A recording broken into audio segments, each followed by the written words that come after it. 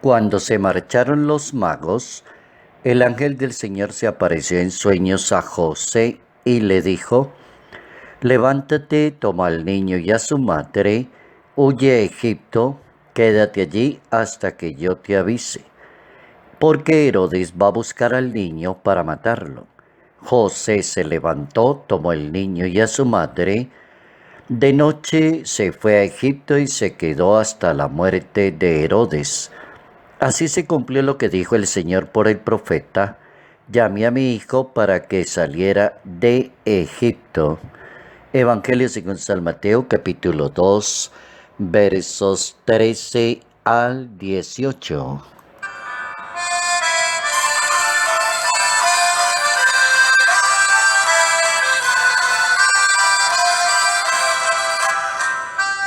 En Jesucristo se cumplen las profecías y todo lo que se había anunciado.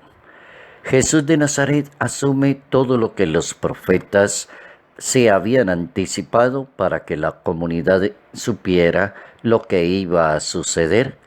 Notas amables a la palabra de Dios, sábado 28 de diciembre, año 2019.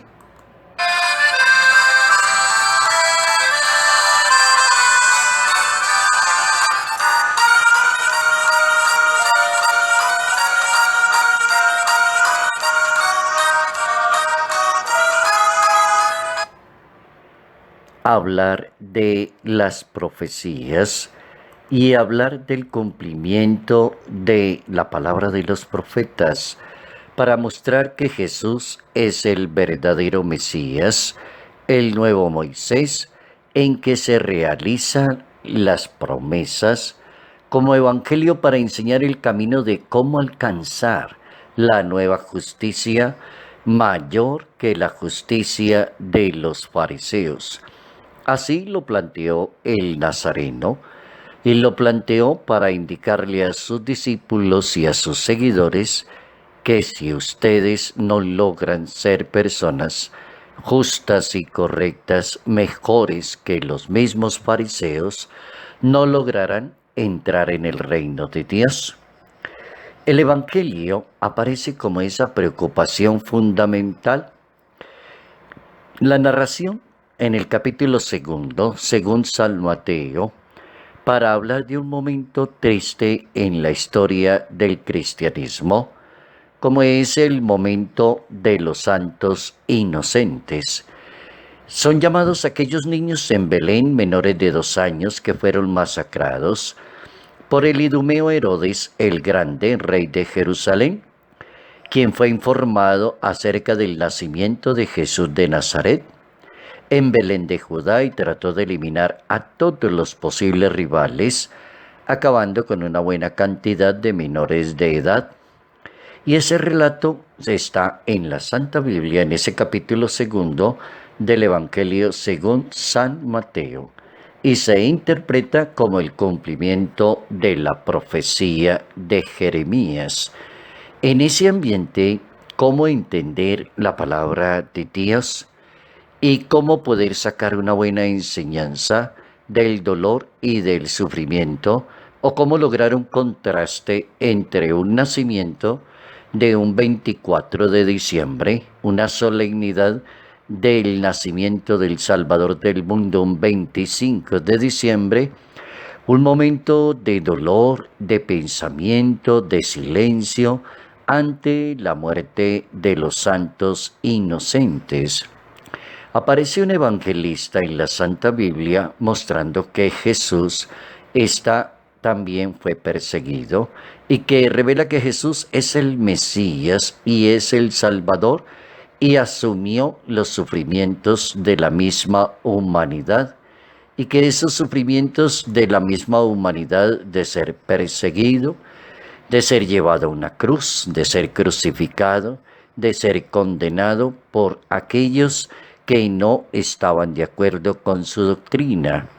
Aquí aparece una realidad que el Papa Francisco logró combinar las dos reflexiones.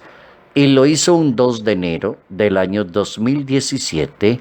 Pasada la fiesta de los Santos Inocentes, se le ocurrió escribirle una carta a todos los obispos con esta ocasión. La carta era para poder hacer una reflexión acerca de la alegría, del coraje, de la valentía, del sacrificio y el dolor de los seres humanos. Decía el Papa en aquella ocasión, la Navidad, mal que nos pese, viene acompañada del llanto también.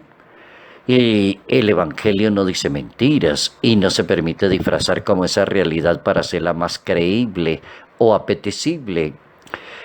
No es un discurso bonito, decía el Papa Francisco. La Navidad no era un refugio fantasioso frente a los desafíos y la injusticia que va a suceder.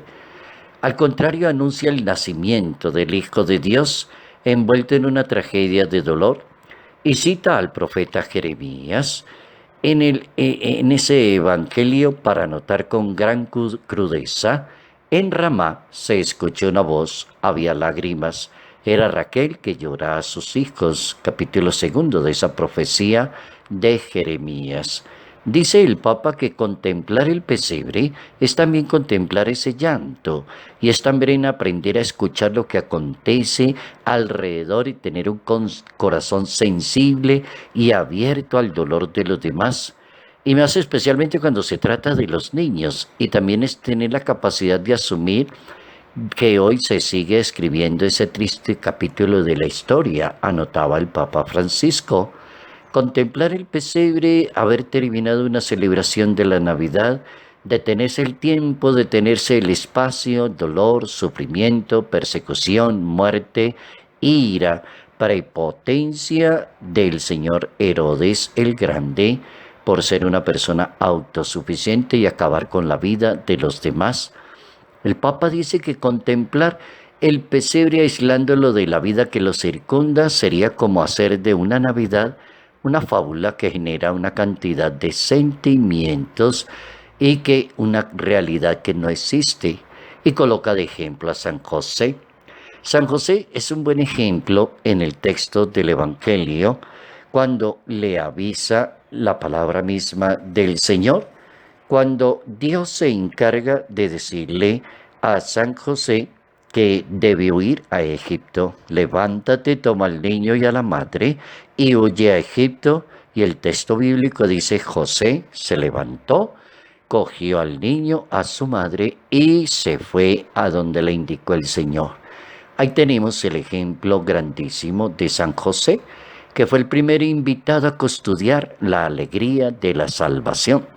Ese niño que nace en un pesebre es custodiado por San José frente a los crímenes atroces que están sucediendo, decía el Papa. San José es el testimonio de la persona obediente y fiel, capaz de escuchar la voz de Dios y la misión que el Padre le encomienda, porque supo escuchar la voz de Dios y se dejó guiar por la voluntad de Dios, se volvió más sensible a lo que le rodeaba y supo leer los acontecimientos con un realismo impresionante. Cómo se viven dos realidades, una Navidad de alegría, paz, amor, libertad, redención, y cómo se puede combinar con un momento tan triste y de dolor como son los santos inocentes.